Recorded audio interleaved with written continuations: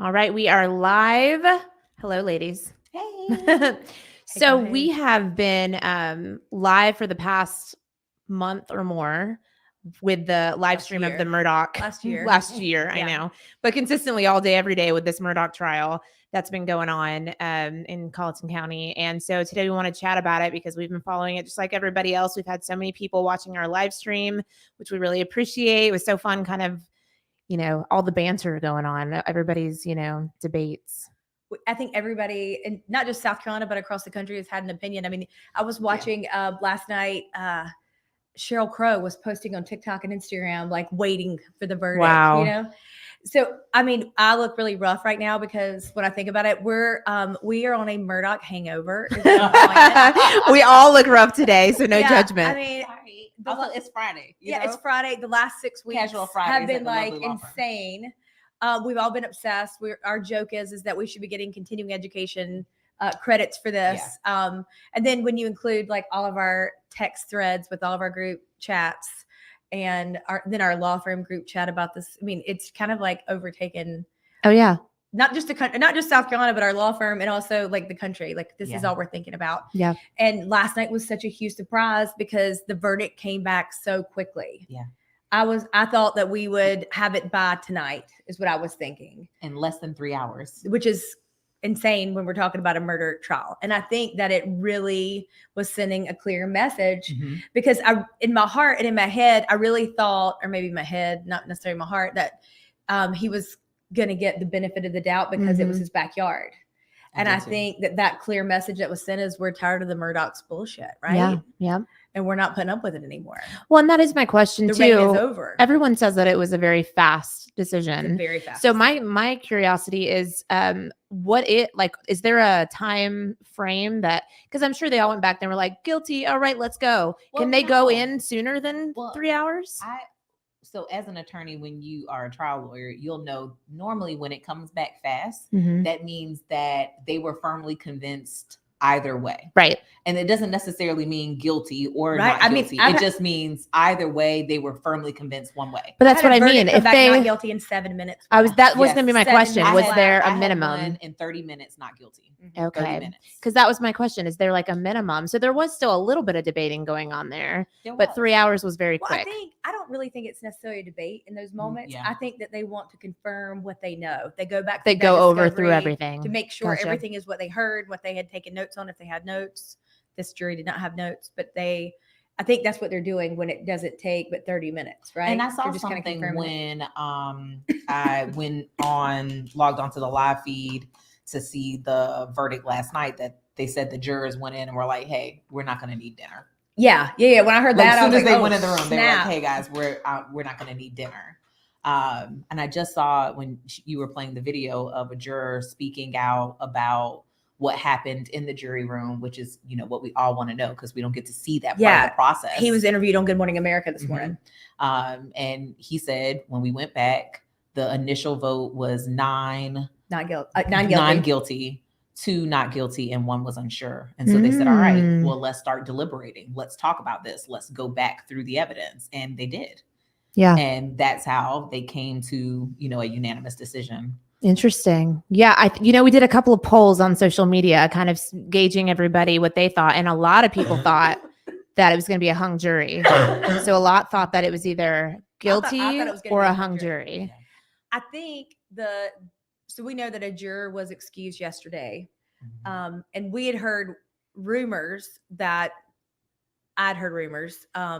a very credible source that pretty much what was said is that they thought that they were proving financial crimes and not a murder. And it was said out loud and then it triggered an investigation and they released it. I have a feeling that would have probably been the one that was, if it was going to hang, it would have been that juror. So it was probably a blessing that they didn't follow the rules. And that turned into quite the comical thing with all the dozen eggs that had to be retrieved and stuff, though. You got to love small towns, though, right? Small communities. I love it. Like, I brought everybody tomatoes today, and I want my tomatoes back. You know what I mean? I understand that. I get it. Son of a gun, so funny. picking up their eggs and getting it back. Yeah. Get it? We have a couple people weighing in. Janet said he was definitely guilty and loved Judge Newman. And then Tommy says, thought it would have been a hung jury. Never thought it would come back that quick. I think he messed up by lying to the police. So I agree. 100%. I also agree that he was guilty. Yes. And I also love Judge Newman.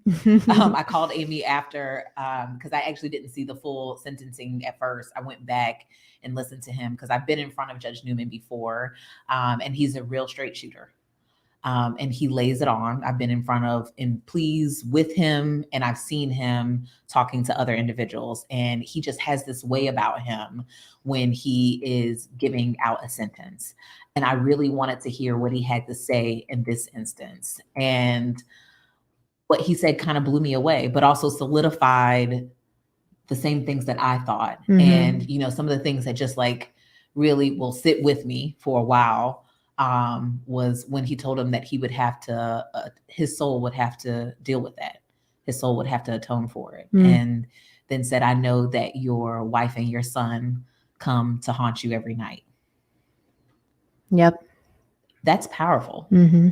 And then for this defendant who's now convicted of it to say they do every night. I mean, just wow. Yeah. And then I also just like how he laid it all out, the impact of having to sit on this trial from the beginning and to see this fall, right? This fall from grace. I mean, of an attorney. Exactly. Yeah. That this attorney who is well-known and respected has come before you, has tried cases before you, has had hearings before you, who you've seen out in public and socializing, and for him to describe him as being gregarious, and saying, you know, here you are a sociable, likable man, right? And I've seen you in front of me, mm-hmm. and for all of this to happen, and for me to be able to have been a part of this process from the inception, when we're signing search warrants and getting indictments, and even having these hearings where you put forth an alibi, right? As an officer, a person who was an officer of the court. And what I mean by that is a lawyer's word, yeah. Right? When we're in court and we're speaking before the court as an officer of the court, your word carries far more weight, right, than an individual just like witness, mm-hmm. or layperson. And so for him to put forth that he had this whole alibi, and for then that to be established that he didn't, and then to finally admit, mm-hmm. you know, that he's lying. I just loved when he even brought it back to, oh, what a tangled web we weave. Yeah. Yeah. You know, just, mm-hmm. I had goosebumps when I listened to him, you know, render the sentence. Agreed. I found myself crying. I found myself crying even thinking about it. And it's not tears for the Murdaughs, it's tears for Judge Newman, because Sharday and I were having a heart-to-heart this morning. So Judge Newman has a daughter who is a judge, Jocelyn Newman, and she's a great judge too. Mm-hmm. And he had a son who was an attorney who just passed away in January, Brian.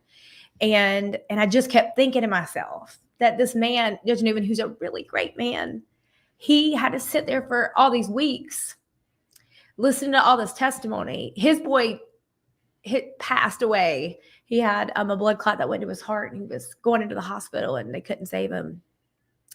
And he didn't have any choice to save his kid, you know, his boy, his beloved. And here was Alex Murdaugh. He had to sit there for all these weeks and listen to this testimony of a man who had a choice, and he took the life of his kid. You know what I mean? And like, as parents, like, we just can't even wrap our mind around something like that. Mm-hmm. And it just made, I guess this being his last case, the Murdaugh case. I mean, this isn't the last trial or the last whatever, but this case will be his last. And he said that. It just had like a lot of meaning, I guess, to me. Yeah. Yeah. I found that out this morning talking to Sharday, and I had no idea, you know. Imagine the grief that, you know, that you have to go through, but to be able to set aside that grief and to do a job that you've, you know, upheld this oath, mm-hmm. and still do it with like so much character and mm-hmm. kindness and temperament and fairness and all the things you ask for in a judge. He's and always even as he's saying, you know, that the weight of this sits on my shoulders, that, you know, I have to listen to this and carry out this justice. Like, this is what my job is. Yeah. And, you know, as a man who's sat on this bench for I think 22 or 23 years, I mean, that's heavy. But we need those good judges who are willing to carry that weight and that burden. Yeah. And render these sentences. This is some John Grisham couldn't make this shit up, y'all. Look, my family, I have my family group chat message last night, and they were like, "Oh gosh, have you guys been watching this consume me for the past week?" Yeah. And everybody's like, "We want to know what Sade says." Yeah. And I was just like, I said, I can't that wait mofo is guilty, and I've thought it from day one. And I said, and Judge Newman is going to very politely give life sentences tomorrow. Yeah, consecutive too. I knew. Consecutive. Yeah. Yes. I mean, there's no such thing as really consecutive, but like I think it speaks volumes. Yeah. You know, back to back, like you will take your last breath and you will take your last breath again here before we would let you out. Yeah. That's saying something.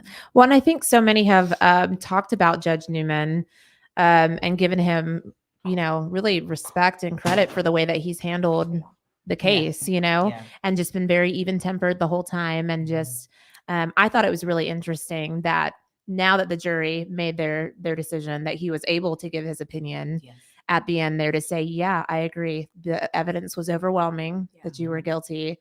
And that was cool for me to hear, because as I'm watching, I'm like, I wonder what he thinks, you know, like, what does he think? What does he think? You don't know. No. Yeah. And so I thought that was really cool to get his feedback, which he gave to us. And honestly, it made me feel a little bit better about the guilty verdict, just because I was kind of on the fence at times as well and wasn't sure what was going to happen. Well, I was listening to that trial nonstop. Like I had it like playing. I remember I was walking on TJ Maxx. The kids were at basketball with Justin, and I've got it like in my like little cart and the lady at the jewelry store was like at the jewelry department as I'm walking by, she goes, "Hey, you listen to that trial?" Because I was trying to play catch up at night, and with our own cases we got to worry about, and I was like, yeah. And she's like, what do you think? I said, well, my opinion don't really matter because I'm a lawyer. I think of things like in a different way. I think of it in as like they should have objected to this. Why would they have brought this up? Why would they have opened the doors? Like my perception is strategic way. Yeah, I think of it like as a dance and a game, which sounds weird, but I mean you have to compartmentalize and take the emotion out of it. And she said, well, there's just something ain't right about it. She said, I think he had something to do with it, but I'm not sure. Something ain't right. And I said, and I think that a lot of people felt that way. Yeah.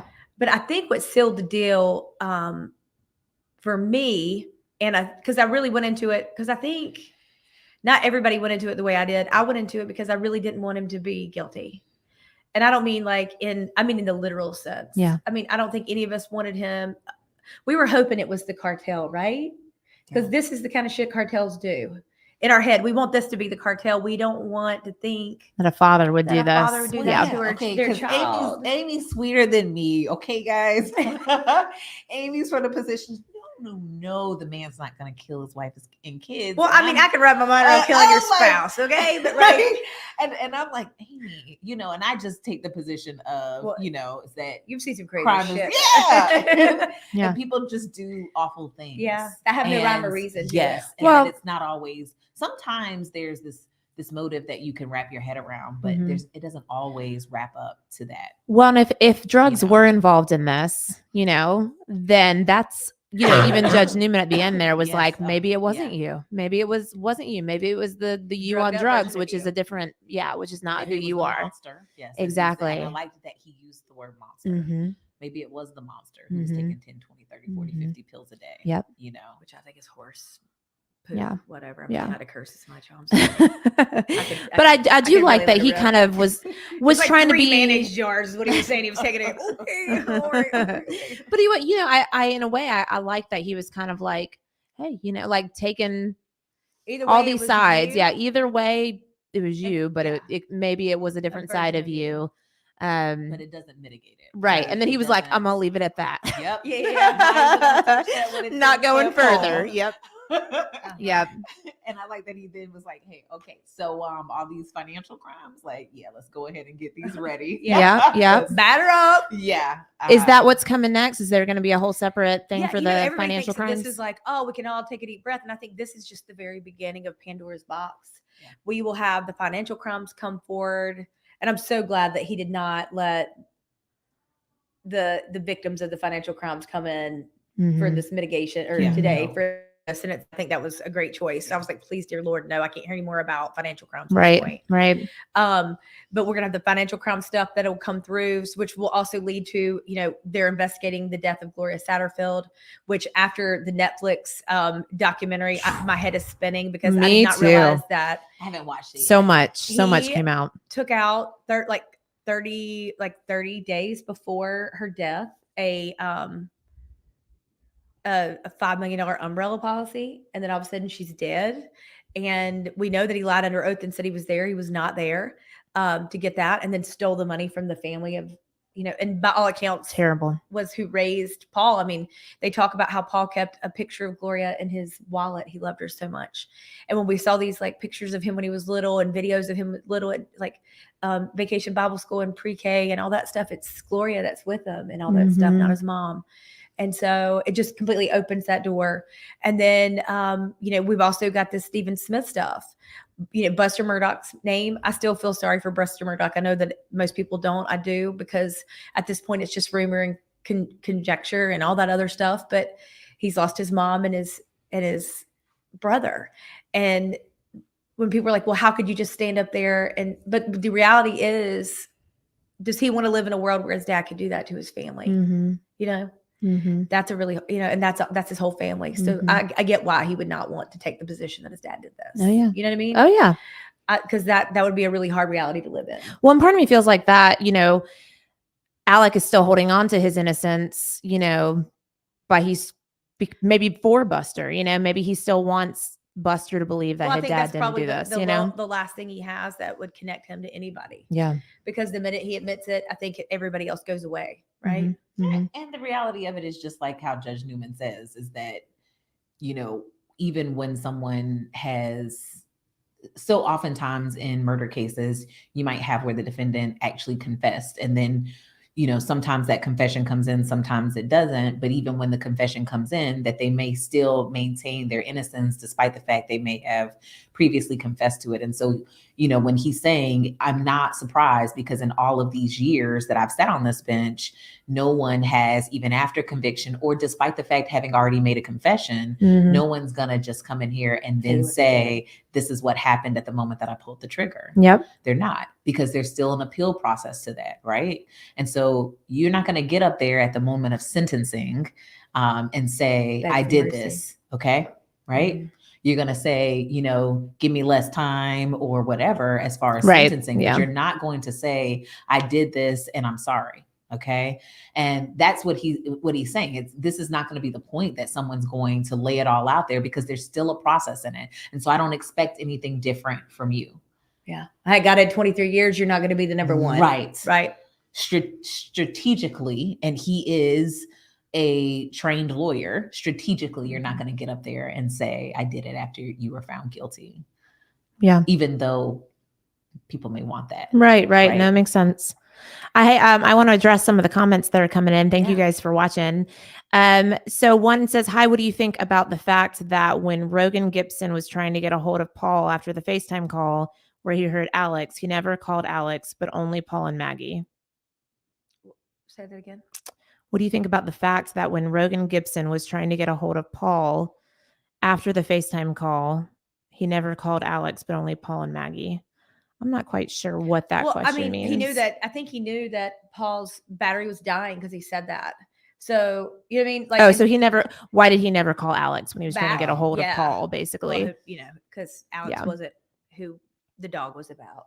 I think what sealed the deal, there were so many witnesses that I thought were really powerful and really spoke to me, because I went into it with this really jaded point of view. Sade's petting me like a puppy. You poor thing.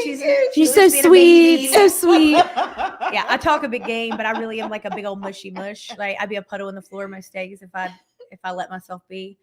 But the witnesses that changed things for me and were the ones that were most powerful were watching Marion, the sister, right, of Maggie, and watching Miss Michelle. And we talked about this morning. I knew that Miss Michelle was, her testimony was going to change how I felt about everything. And I said that to my husband. We were watching, and I said, Justin, because I knew I loved her when she was taking the stand. I don't know why. I just, when you feel connected to somebody, I was like, I'm going to love her and she's going to change everything for me and how I feel about this. And he looked at me like I was completely insane, and I was spot on.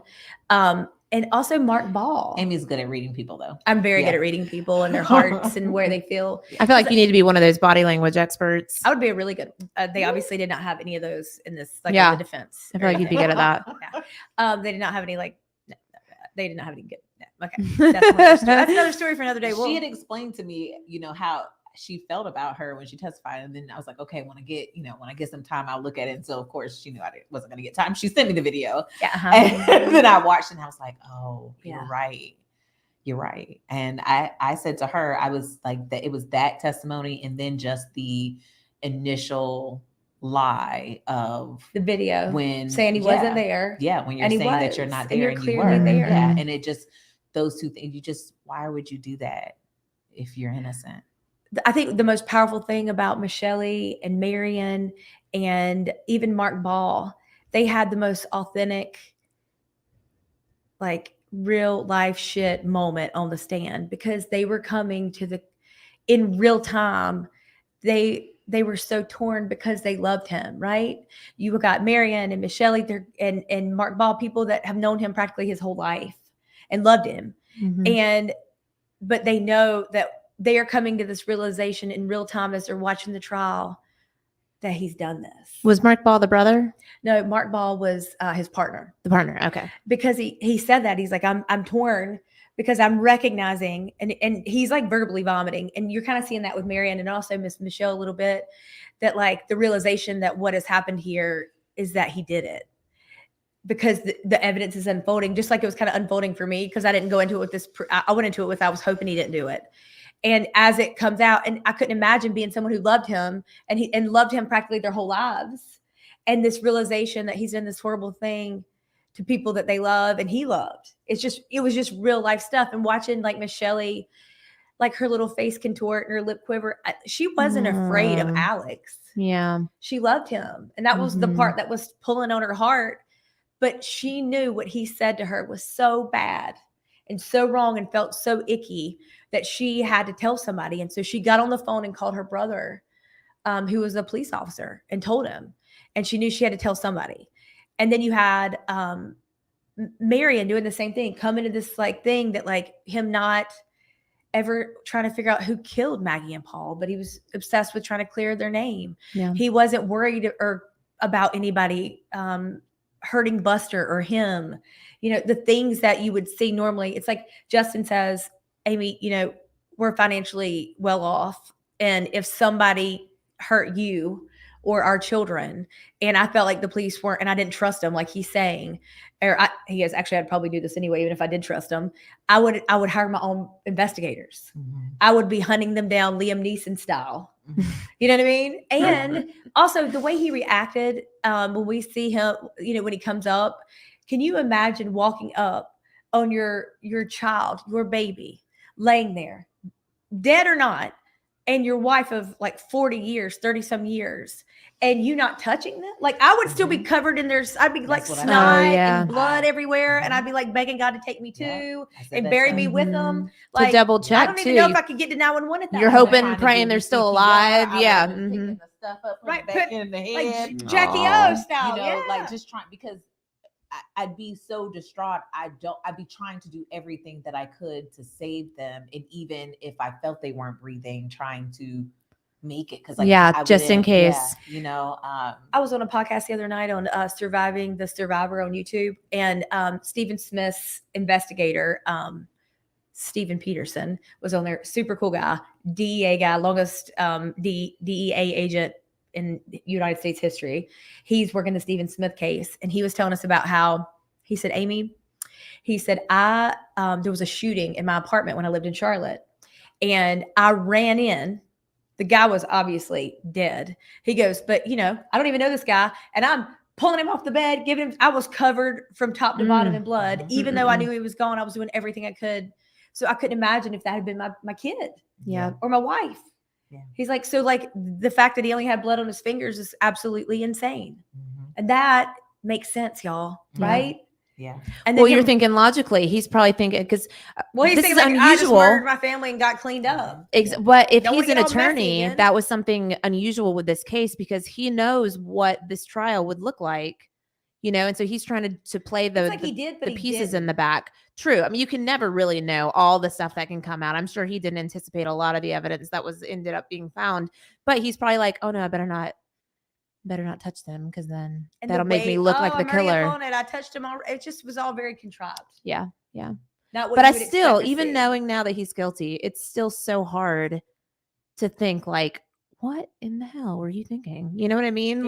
Clearly he wasn't. Yeah. I mean, how on earth? I think it's awful. I didn't like any of the closing arguments in this case. Yeah. I thought they all sucked. But I thought that John Meters really hit it home in the rebuttal because he said, I think he did love Maggie and I think he did love Paul, but he loved himself more. And I think clear words sums it up. Yeah, that's it, And when we're big fans of doing the right thing in life.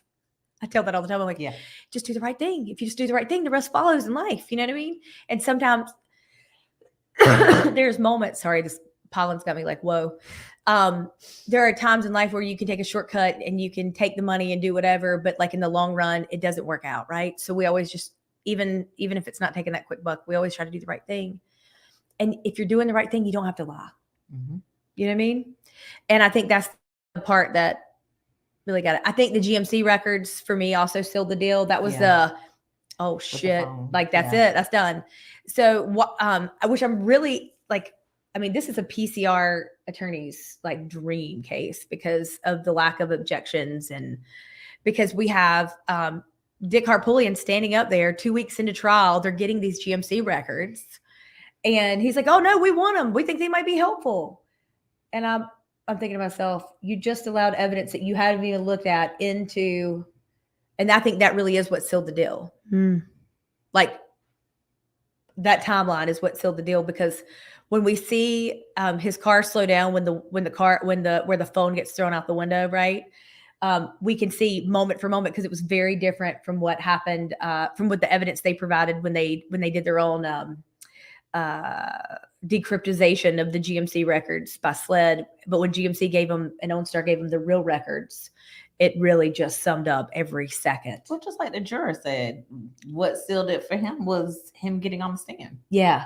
And his responses and the lack of remorse. The fact that there were no tears, there was not, but there were no tears. He said not one tear was shed. I was sitting there.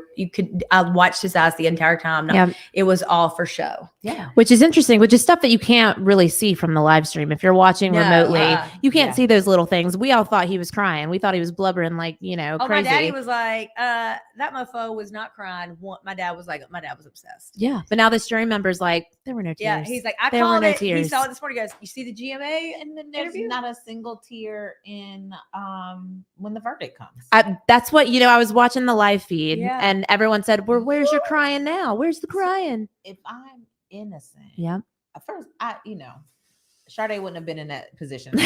That's the first thing, period. Howeverly, as the kids say, if it had, and here I am innocent, maintaining my innocence, that would have broken me to have 4 guilty counts read, specifically these guilty counts about me committing such a heinous crime against my family. And I mean, it would have took me to my knees. I don't care how much composure I have, how much training as an attorney, or even how much I'm trying to say, Sade, keep it together. I would have broken down on there. And I understand that we all deal with grief differently, but for there to just be nothing, just emptiness there, which is the same thing that the juror is saying. Yeah. Is that his eyes were empty. There's no compassion. There's no remorse. There's no nothing. I think the jury absolutely made the right choice. Yeah. This is what justice looks like. Well, and the more that the jury is able to do these interviews now, I think it even helps even more so, because again, you only get so much, even though you're watching it remote, you only get so much. And as far as the body language and everything that's happening there. Scoot, get my water. Yeah, go ahead and get your water. I'm going to read some of these comments real quick.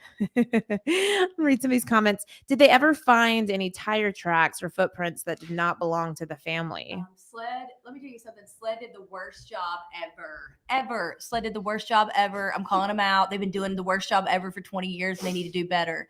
And the thing is, this victory and this whole big thank you from Alan Wilson doesn't make us any better. That of which we do not acknowledge, we do not change. And the only way that we can get better is with accountability. And SLED needs to do better, because not just for defendants, but for the community and for victims. So there you go. So no, they did not find any tire tracks. And Amy says they could have. That they did a horrible job. That's why. Yeah. And I've seen a lot of these body cam videos that a lot of people haven't. And I've watched these officers, all kinds of officers and lawyers and everybody and their brother, literally John Marvin, and walking through crime scenes. One I thought was going to fall on Paul's body. He's jumping over the body. And I was like, oh, like he's going to land on him. Nope. Okay, good. And he like tripped. Everybody deserves better than what they got in this case. They probably, if they'd have done it right, they probably would have gotten a. Well, I know SLED was called out quite a bit for doing a pretty crappy job. I've called out SLED with before this. In a case. Yeah. So, I don't think you're alone in feeling that, Amy. Another question is, and I say that not as like a slight to law enforcement. There's nothing I love better than great cops, right? Mm-hmm. But like, so much was missed here. It's like 101. Anybody's watched CSI. You don't have to have a law degree or a criminology degree or whatever to understand how to preserve a crime scene, right? You don't let people walk through it. You don't let people drive through it. You don't let people touch anything. Yeah. This is like. Well, we saw that over and over again. The housekeeper cleaned the house this summer on just this thing. This is not rocket science. Mm-hmm. Mm-hmm. And victims deserve better, right? Because this could have just as easily went to a not guilty. Maybe not, but like, you know what I mean? Like if we'd have got a not guilty, that would have been the worst injustice in this moment. And that's why I say it's not just for like defendants. I say this for victims. Like Maggie and Paul deserve better. And so does the community. Yeah. So yeah, that's my 2 cents. Sorry. Do better. Ina says, since defense have said they will appeal, what will be the main body of that appeal? All the character evidence that came in, post-conviction relief for shitty attorneys. Yeah. The first step when they're like, I'm not an appeals attorney, but let's preface that. I'm gonna preface that. Not our jam. Not an appeals attorney. There are wonderful, great appeals attorneys in this state, but you not me. But you dissect the transcript. Yeah. And they're gonna have a lot. 28 it's days. It's gonna take 6 months to get that transcript. Yeah, but and it's not just, you don't just dissect just the trial. It's all the motions, all the hearings. You break it down and it's everything. It's about the admissions, what came in, what didn't, the objections, what was preserved, what wasn't preserved, and you have to go through that process. So, and then when all that's over, you say, I had shitty lawyers. Yeah. Which is called post-conviction relief. If they find that nothing was done improper, the next thing is ineffective assistance to counsel. Yeah. Which is shitty lawyers. Which everybody laughs because they're the highest paid, but like we didn't see, like they were literally, we had jokes going and memes going because they were just kicking the door open, like stuff that they should have never touched in a million years. And I'm like, both sides, both attorneys? Not both sides, the defense. Yes. The prosecutor is when you're trying to keep character evidence and things like stuff that that's not allowed in. They're opening the door to let it in. Sorry. Well, I know we've discussed, we did a Carolina Justice Report, which is our weekly show about the trial as it was going on. And I know that we discussed how horrible of a job that, I'll say you guys, because I don't have the knowledge, but that you guys feel that the attorneys did in this case. Do you want to elaborate on that a little bit? Well, I wasn't a fan of either side. And I say that because in opening statements, in an opening statement, you get a roadmap, right? Of what the evidence is going to show, what their plan of how this trial is going to go, what the evidence is, and you're telling a story of what you're going to see. And instead we got a lot of rambling on both sides. It all worked out the way it was supposed to work out. But I mean, I just expected a lot better, especially knowing the kind of money that Jim Griffin and Dick Harpootlian were being paid. There's a lot of rambling. Yeah. And, you know, we always hear about Dick Harpootlian like he's this legend.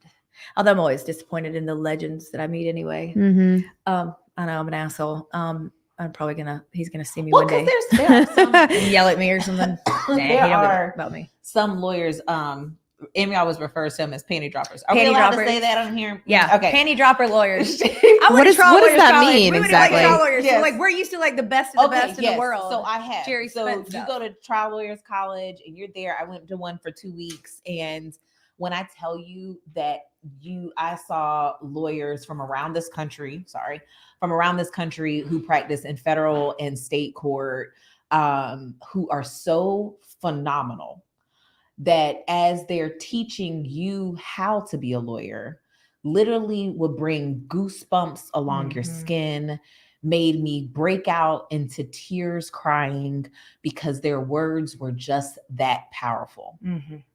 And these are lawyers that are doing opening and closing arguments for you and, you know, direct and cross-examinations of witnesses. And I mean, some phenomenal ones from all around this country. And so, you know, when you see something like this type of case that's gone on this national stage, you expected that. Pomp and circumstance. Yeah. We were expecting the theatrics. And I don't mean like you can't handle the truth moment. I meant like, the glove don't fit.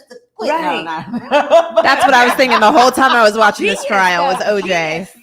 I mean, OJ was what I was thinking. It's been 30 years. We're still saying it. I mean, we're expecting that moment of this, like, I don't know, this. And, you know, one of the things they teach you at trial lawyers is you're telling like this, we are storytellers. We're telling the story of our client. And we also didn't feel like I didn't feel any love for their friend. This is somebody they vacationed with and knew their families. And I didn't feel this overwhelming love. I didn't either. Like they were like strangers. You or me on there? Oh my God. Well, first of all, we already know that Amy would have been crying the whole time. The whole time I would have cried. I cried in my trials a lot. Put Amy next to me, cry next to me, rub my back. I'm loving on my client the whole time, letting the jury know that they are lovable because I do love them. I don't represent people I don't love. Thing. Mm-mm. Yeah, it was just, I don't know. I think I just expected so much more. What did you think? I know we kind of briefly mentioned this, but what do you think was kind of the turning point that really stuck out that he was guilty? Which pieces of evidence? Lied about that being his voice. I mean, yeah, I think the video. He's got the most distinct. I've heard a lot of news channels say that the video really made the difference because it put him as being there. At 8:44. Yeah. And he admits that the death is at like 8:44 too, which I think we were watching this video today and it was like, he does admit that the death is within 5 minutes of 8:44. And the only person we know that, like, he could have said it happened when he was driving to Alameda. And instead he admits that the death was like, why was in the, it's weird. Yeah. But, you know, I mean, the juror himself said. Guy was full of lies. Yeah. Full of shit. And when he got on the stand and testified, it sealed the deal. Yeah. Although I will say, he was like the best lawyer in the room on his cross-examination. I remember when you said that. I'm like, that's why that asshole made millions. There you go. I mean, I've never seen such shit in my whole life. Mr. Waters, I want to answer you. What did he say? I believe. What the hell is I believe? Anytime somebody says I believe, they're lying. I believe. Well, okay. Well, it just is then. I was there and it is. Why are you believing it? Talking yourself into it, buddy? Yeah. We're not buying it. But just the way he said stuff like, Mr. Waters, I don't dispute what you're saying. But I do dispute what you're saying, but I don't, but I do. Did I kill him? Yes, maybe. I don't know. Maybe. Was I a drug addict? Yes. Was I a very bad drug addict? Some days. And I thought it was really great because Amy Zimmercheck, who we love and adore and is one of our bestest friends in the whole wide world. He represents Eddie. She is the most amazing cross-examiner you've ever seen. We're in a group text. I'm like, they should have deputized you like they deputized him to be a part-time volunteer prosecutor. Although I'm not sure she could ever take. I was like, I'll get you blue lights in your car and everything. I was about to say, can we get her lights? in the car. I was like, because we've seen her cross-examine somebody for 7 hours without a note, like textbook, the way you're supposed to, like they teach you to do it. And I'm like, he would have been convicted in minutes if Amy Z had gotten a hold of him. Oh, yeah. But it was crazy though to watch him like turn it on, right? Mm-hmm. Which we'd always that's said, what I took from him. He is the narcissistic piece of crap that he is. He was going to put on the jazz definitely turn it on and give the whole show, and he did it. He turned it on. He is the narcissistic piece of crap that we thought he was. Yeah. Yeah. And I'm just reading through. So many of you are commenting, which is awesome. Thank you. We're reading through it. I'm trying to respond to any questions that kind of pop up. They're looking. Say so many cuss words. They're looking. No, nobody said anything about you cussing. I got yelled at last night on a podcast. Oh, did you? Oh, not on the podcast, but the people watching. So Amy has done quite a few podcasts, while this trial's been going. Yeah, the last 6 weeks. Just because, why do you think that is? Do you think it's because you've been so involved in kind of knowing all these details, or do you think it's because you're such an amazing attorney, or that we're here in South Carolina? Why do you think that is? I think, I don't know about the whole amazing attorney part, but I think I'll throw that one in there. I think I've genuinely cared about this case. Yeah. We followed it from June 7th. I take it's so interesting. But we really love being lawyers. And we were just talking about this this morning of imagining, we don't know Alex Murdaugh ourselves. But imagining that if this similar thing happened to a prominent attorney in our community that we all liked, that we've been practicing with for 20 and 30 years. We're not going to name the one that we just threw out. The name exactly. Out there. No. We're kind. And just imagining how over time, over a 3-year period, and if these type of details were rolling out, just how that would be hard for us to accept. And I mean, with your colleagues, and you are spending so much time with each other, especially certain ones, we're always there together with each other in the thick of it together constantly for years, that it would be really hard to accept. You would want to follow the details. You would want to know. And then for it to be something so heinous that when all of these details kind of came out, like that'd be hard. And so, I mean, it's just an interesting, I don't know, dynamic. An interesting story as an attorney to see. I think part of why I didn't want to believe that he could do this is because he's like me, right? Yeah. He don't look like me because that guy's unfortunate looking. But like when I see him, he's Alex Murdaugh is an unfortunate looking man. I think we can all agree to that. But like when you see him, like he's a lawyer, he's a dad, he has a family law firm. I have a family law firm. I see that, and I don't want to believe that people like me would do something like that. Yeah. Well, he's not like me. I think that's what we figured out. Yeah, he wasn't what we thought he was. And we also really love being lawyers, and we love helping people. Like that's our jam. And so part of also what is kind of also made us take notice is that like we don't get to have bad apples. Pilots shouldn't have bad apples. Cops shouldn't have bad apples, and lawyers shouldn't have, and doctors, right? Yeah. So when these people pop out, like when I think about him stealing from the Pickney man who's a quadriplegic, right? Yeah. Or the little girl, the two sisters whose mom and brother died in the horrible car accident, and they're begging for school supplies after he's taken their money. Like that's the kind of stuff that just sends me over the edge in life. Because I really like being a lawyer. I love it. I love helping people. We do really great things and make big changes for people and change their lives and help them get back on their feet and do wonderful things. And so when someone takes that away, I like want to pounce on it. And I think that's probably, why I wanted to stick with this one and really dig in, I guess. Yeah. Misperception says, love you, Amy. I'm a sassy Southern girl too. I'm delighted with the verdict. However, wish somebody had stepped up to speak for Maggie and Paul, especially Maggie, as nobody seemed to grieve her loss. I think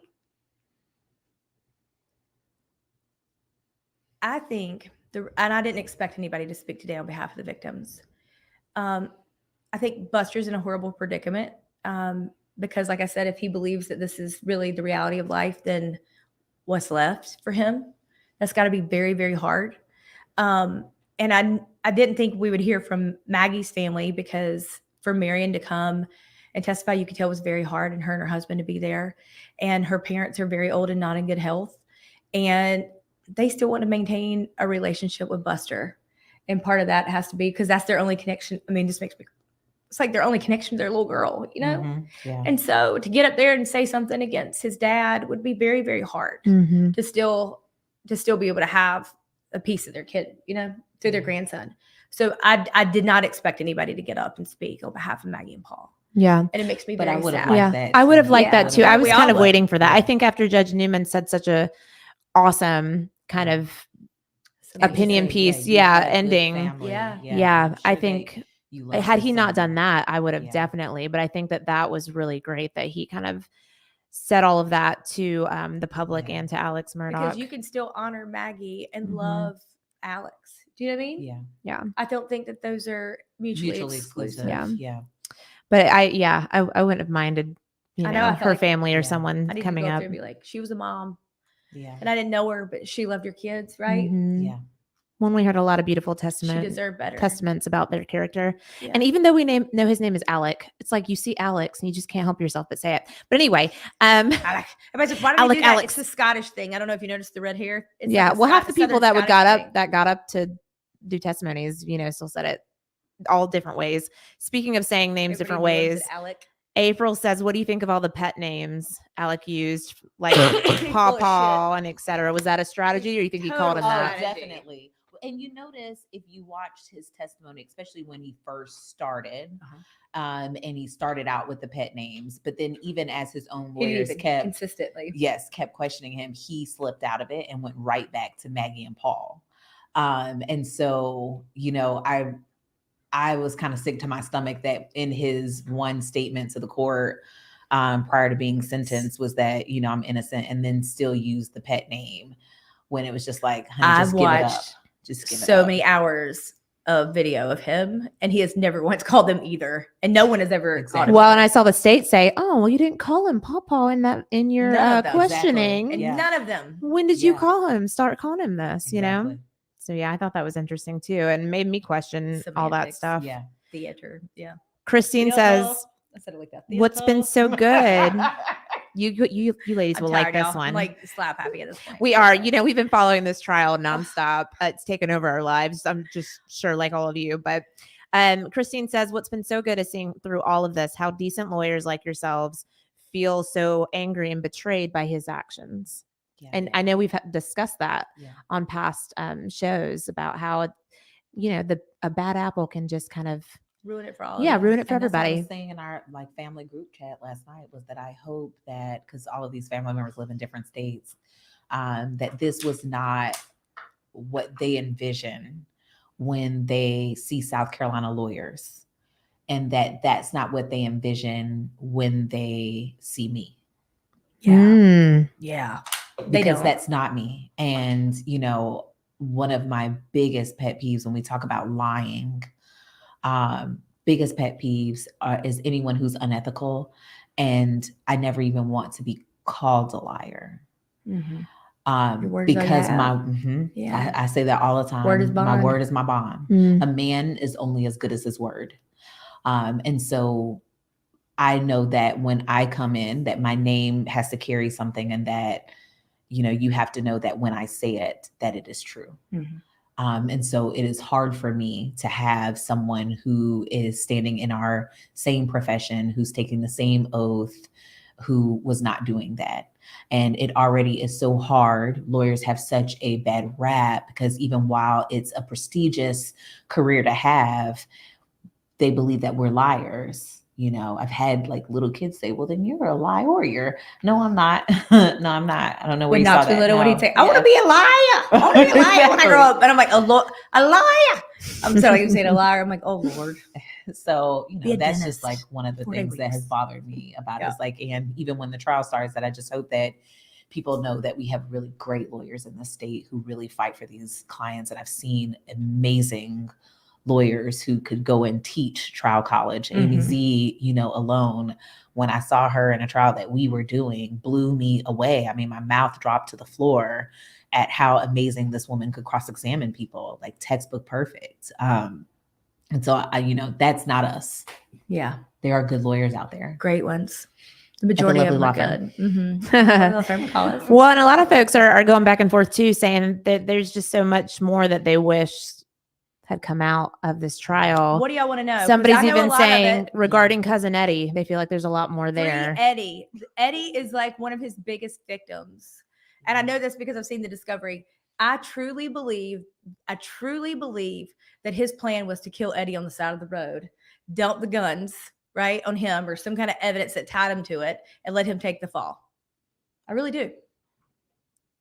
Well, and we have one he was opening bank accounts for Eddie. Eddie had no idea, just like they were doing with Forge. And then he would give checks to Eddie. Eddie would go and, from what I understand, cash them, go get his drugs and bring it back because he was like a runner. He was like welded stuff on the property and like mowed the yard sometimes. Like he was probably, with the exception of his family, like just as big as a victim as everybody else.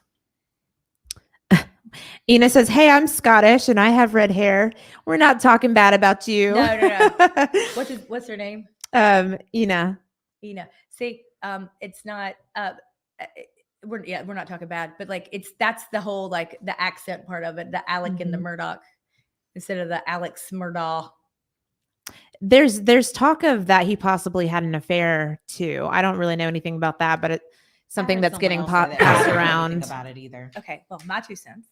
Andy knows it. I mean, I know all the gossip, but I will say that in the testimony of Marion, and this was outside of the purview of the jury. They did some in-camera stuff with her, and they asked her about it. And 15 years before, she thought that he had an affair and called the husband of the woman who she thought he was having an affair with. And he told her that it was not, that he had a private investigator following his wife and knew exactly who he was having the affair with, but it wasn't Alec. And I'm not sure she was convinced of that totally because it was still coming up for her. She'd mentioned it a year before she died with her sister, which I mean, I'm throwing everything at the wall when I'm pissed too, whatever. Yep. I get it. I'm a girl. I'm a wife. I don't have to worry about that stuff. But like, if I did, it would never be, I'd beat it like a dead horse. Yeah. But we didn't hear anything. I have heard that he did have an affair. And I mean, nothing would surprise me at this point, Oh, yeah. She's seen a picture. Mm-hmm. Huh.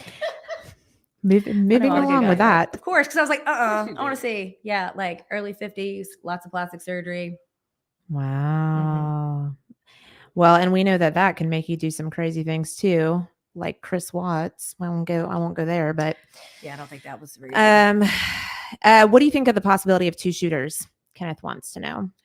I mean, I don't see any evidence of anybody else, right? Mm-hmm. It would not surprise me if there had been somebody else there to help. But I mean, I have seen no evidence of that. Have you? Mm-mm. Doug says, what made me sick was watching a SLED agent admit under oath on the stand that he lied to the grand jury. So a lot of people don't understand about this blood spatter on the t-shirt thing. And I've read the motion. Matter of fact, when I read it, I was like mad. I don't even like Alex Murdaugh, and I thought he did it. And like, I'm still mad about it. And we should all be mad because we see sometimes, and more times than not, that a prosecutor for justice looks like for them is not what justice is supposed to look like. And it's for the win and not doing the right thing. And I think we see that on both sides, I guess, not just a prosecutor, but we expect more of a prosecutor because they're supposed to be the, what are they called? The whatever of justice, administrator of justice. Sounds fancy. Sounds good. Sounds like you need a sword. But we want them to do the right thing too. And sounds like you need and a they sword. Didn't. Yeah, definitely need a sword and a shield. You think of like the scales of justice kind of thing when you think of that. But so when I read the motion, this is what they said happened. Alex Murdaugh had on that shirt, that white t-shirt we all saw. And there were 71 places of something on that shirt that they tested for blood. And all the blood, the preliminary blood test, they did 2 tests on them, all came back negative for blood. They contact a blood spatter expert, and not splatter, but a blood spatter, no L. And they send off the shirt to him, and he said there's no blood spatter, and he does a report. And they don't give that over to the defense, which is required. And they say, no, we want you to take a second look at it. And he's like, okay, well, send it to me. And they're like, no, we're going to send 2 sled agents to fly it to you in Oklahoma. What? Normally you would just box it up like special and FedEx it next day or whatever. And it's got a whole like little thing that goes with it when it's through the court with the chain of evidence and stuff. But they fly 2 sled agents out there, and he says he can't do any testing on it, but he took these pictures of it, and he can manipulate the picture. And they never told him that there was all the preliminary blood tests came back negative. And then he takes these pictures and he puts them in Adobe Photoshop and he manipulates the picture. He's like, oh yeah, it's blood spatter. And they never told him that all the preliminary tests came back not blood. So he writes up this report, and the defense gets all this stuff that they weren't sharing with anybody by accident, and it's labeled as an interview. So we see his initial report that wasn't given over, and all this other stuff. So they were manufacturing evidence because they wanted it to be blood spatter so bad that they were willing to try to pressure this man, this expert, into making it blood spatter. And the court had ruled you have to give them all the data and all the information on how you came to this blood spatter, which is required under the law. And they did a motion to compel, and Judge Newman said, give it to them, give them the raw data pictures, give them everything. And they have still yet to get those pictures.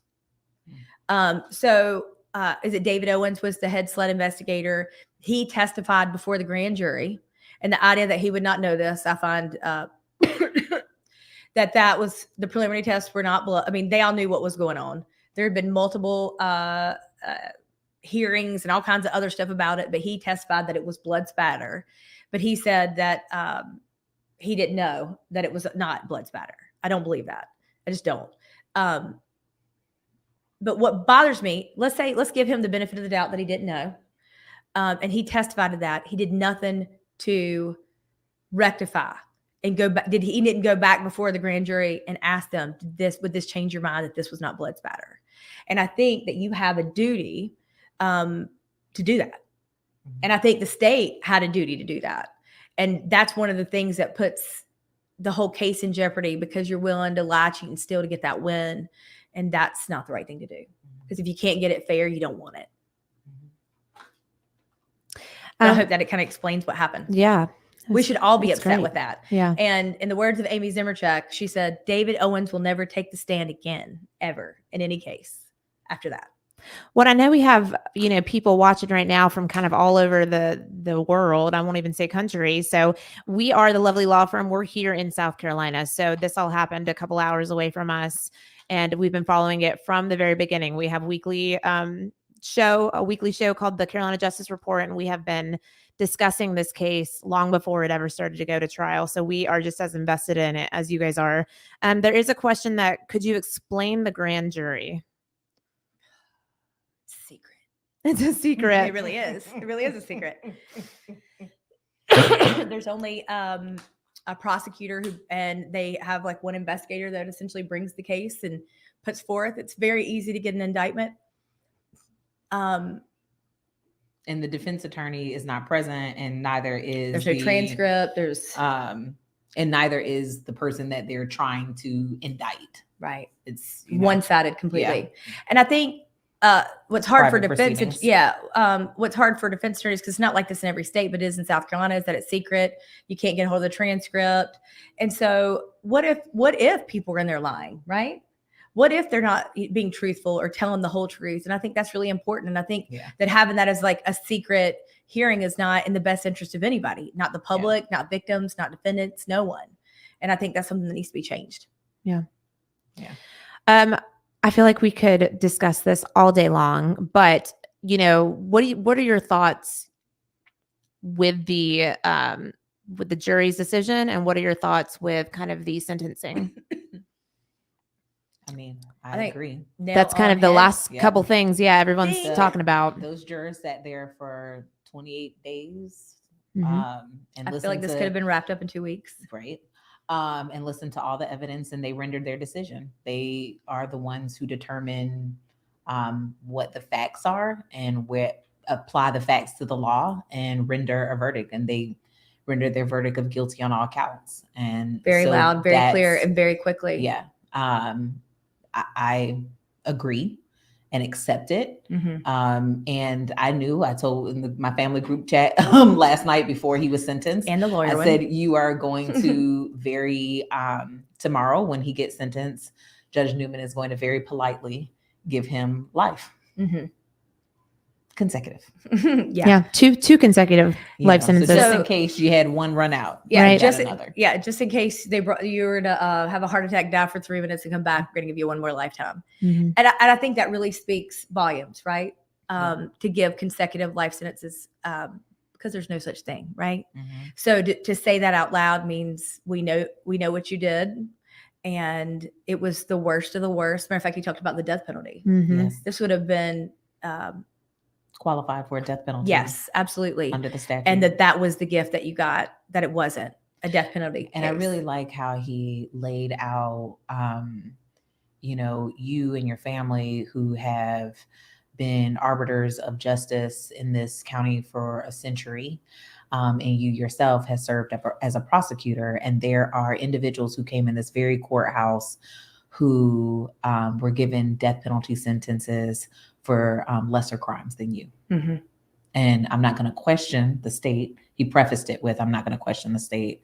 But in this instance, that's why you're getting life consecutive. Doug says one juror said it took them 45 minutes to convict, but they made the wrong decision. Have you heard anything about this? No, I haven't.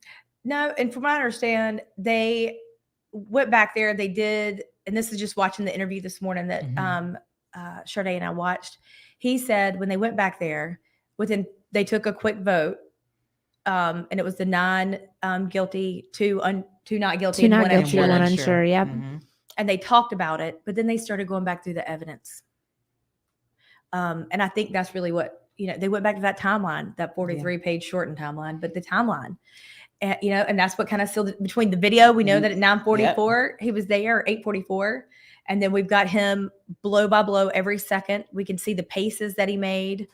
And they went in there and they did their vote. They deliberated, they voted, they came out unanimous. And then after that verdict was read, they polled that jury, which is the process of when you saw them ask each juror number, is this your verdict? Is this still your verdict? Mm-hmm. And each one of them answered in the affirmative. That's true. Yes, he said, is that still your answer? And they all said yes. Also, so they accidentally played a video of the jury, right? I saw that. You could see their faces. Oh, yeah. I screen recorded it right at the end there. I was afraid it would get taken down and I just wanted to look. Y'all, so we've tried a bunch of cases in our lifetime and we've seen a bunch of cases be tried, like in person. And I've been there at 10 o'clock at night waiting on a verdict, not my verdict, but a co-defendant's verdict, and watching a jury come out. And you can tell they're still torn about whether they made that right decision, right? And I've had tears in their eyes. Yeah, I've had cases where, matter of fact, my first trial that I ever did, it ended in a hung jury. And she fancy. Not even want to say that, but and we were there till late. I think we were probably there until 8 or 9 o'clock that night, waiting hours and hours, and they kept coming back out with questions. But you could see each time that they came in, jurors shaking their head, that they were very clearly having intense deliberations in the bag. And an Allen charge was given, and they, still said we can't make a decision, and so there is a process for that, but it's very clear that in this instance, they were so sure. It was funny because it was a lot of men on this jury. I haven't seen So I mean, I've seen where you have a woman crying, right? Because she's second guessing herself. And I've seen a man do that too. I'm not saying just women, but in this case, they were all like, yep. It was like man spread out, legs wide. It was so funny. They were so, and it made me feel relaxed. They felt very relaxed and confident in that verdict. Nobody was torn when they walked out of that room. And I think that's what we want in a jury. You know what I mean? Yeah. Don't just go along with what everybody else did because that's what, that would just be the easier moment. But when you walk out, you want a jury to have that kind of confidence when they say guilty or not guilty, no matter what. And that that's what the system is made for. That makes my little lawyer heart just leap out of my chest that they felt that convicted and felt that good about it. Yeah. Because that's what we want. We want juries to feel that confident in their decision and not second guess anything. Doug wants to know, can the state pursue a death penalty with only circumstantial evidence? He says no. I'll read his exact comment. Circumstantial evidence is evidence. It says the state cannot pursue a death penalty with only circumstantial evidence. You don't know what you're talking about. I am not death penalty certified, nor do I ever want to be, because I mean, the idea of having somebody that's like, whoa, I would cry. Literally, I'd be a puddle on the floor every day. But this case wasn't, they didn't send so in death penalty cases in South Carolina, they send death penalty certification notices in advance. Yeah, they tell you. Yeah, they tell you, they send death penalty certification and send you notice. And then there's actually like special death penalty certified attorneys that have to work those cases. It's a whole process or anything. Not us. Also not a death penalty lawyer. Get in a bar fight, call me, I'm your girl. Yeah, but there is a process to it. I think that Judge Newman's conversation, and to clarify, what I was saying before was just speaking of what Judge Newman was saying in his sentencing. What he was saying is that this case, the facts of it, were heinous under the statute of South Carolina, because there were 2 victims killed in the same set of circumstances and under the same common scheme, that under the statute, it could have qualified for a death penalty, but that the state was not seeking that. That's what he had said. All right, ladies. And Doug, you may be completely right. We don't know. One more question. I don't know if I want to know the answer to that either. I don't want to ever know anything about death penalty cases. Possible. How was it possible that the judge allowed video from YouTube to be played in court to the jury? Video from YouTube? From the trial? I don't know. I think, are you talking about in the closing when they were, because it was sanctioned by the court, the stream from Court TV and Crime and Law, they were, because they were allowed to play it in the playback of the witness's testimony. Oh, okay. I was a little surprised about that too, but I'm guessing it was because it was being recorded and sanctioned by the court. Yeah, they allowed it to be done. I don't know anything about that. I'm not sure, but I don't, because there was nothing misleading about it, is what I'm assuming. And its authenticity spoke for itself. What did you, real quick, what did you guys think of Buster's reaction there at the end when the verdict? Expecting nothing less. Stone cold. I was surprised he didn't cry or, anything either. I watched his interviews with Sled right after his mom died and his brother died, and he was pretty stone cold then. And that doesn't mean anything. I do a lot of work with the Rape Crisis Center, and one of the things, everybody grieves different ways. Everybody does trauma differently. Does it make it more awkward? Especially we now know that it's just not fight or flight that we see. We also have fawn, which is you're really polite after trauma. We see rape victims who are very polite because they're just in it's weird. They've only been talking about this in the last probably 5 years, but the fawn response is to be polite because you're hoping that they won't hurt you or whatever. It's like a trauma response. Yeah. And so, how people react in moments, but I see Buster as someone who was trying to he's been living his whole life for his dad, right? I don't think Buster Murdaugh ever wanted to be a lawyer. Do you? I don't know. I've listened to all of his, I'm a freak. I've listened to all of his jailhouse calls. He does not want to be a lawyer, but his daddy wants him to be a lawyer, right? That's the legacy. Paul was never going to do that. And he was smart, and he went to Wofford, and he did all the things that you're supposed to do. And then he got in trouble for plagiarizing something and got kicked out of law school. And I think it's probably subconscious on some level, because it's very clear after listening to his phone calls with his dad that he doesn't want to be a lawyer, never wanted to be a lawyer, doesn't want to try to get back into law school. I think he wants to make his dad happy. And Dr. Rhodes was on that podcast with me, which is a family trauma therapist. And he said, he's the kid who gets in line, right? Who follows the rules, who does what he's supposed to do. And that makes a lot of sense. It makes a lot of sense. Yeah. He's a product of his raising. All right, ladies, we've been on here a little over an hour. This is not over. The Alex Murdaugh trial is over, but I think Judge Newman said he had 99 other charges. 99 charges for this whole murder ain't one debacle. So, we are going to such a dork. They're silly. 100. Slap happy. I'm tired. We're gonna keep you guys updated on this, of course. We appreciate all the questions and comments that have been coming in. We're still gonna follow this Murdaugh stuff check through. us out on YouTube, and if you guys have any questions, message us on our Facebook page. Comment on our YouTube page or our Twitter, whatever we've got going on. We've got all the social medias. Yep. My head's spinning with all the things that Rainey has to keep up with. But hit us up, because we're always willing to talk about things. That's right. There's a lot of evidence that was not brought out that I wouldn't mind talking about. That I know that you guys would probably want to talk about. Like, did John Marvin go to the Bahamas on a boat 12 days after Maggie and Paul's murder? That's like a cliffhanger there. I think you'll need to answer that on the next one. Did you know that Paul's home was searched and the door was standing wide open, like it'd been kicked open, and his laptop was gone? Never came out in trial. These are the things that we want to talk about. So when you want to know about stuff, you just let us know. We'll dig deep, find out the answers. And of course, if you subscribe to the channel and everything, if you're on YouTube and if you're on Facebook, if you'll like us, then you'll get notifications when we come out with these new videos and new Free Eddie updates. Free Eddie. Matching t-shirts. She's on a roll today. Free Eddie. Free Eddie. That man has been sitting in prison. Or in jail, not prison, which is worse than prison because the mattresses are like this thick. God had a broken back and everything else, and he's just going downhill, and he's a big victim too. So, Amy Z, shout out, Free Eddie. All right, y'all. So follow us on the social media. We're also on justiceslovely.com. That's our website. Again, we are the Lovely Law Firm attorneys, Amy Lawrence, Sharday Crawford. I am your host, Rainey Romero. Don't ask me any law questions. I'm just here to ask them the law questions, right? And also add my 2 cents, just like you guys. So we would love to hear from you. We are going to have more videos coming up on this. And thanks for joining us today.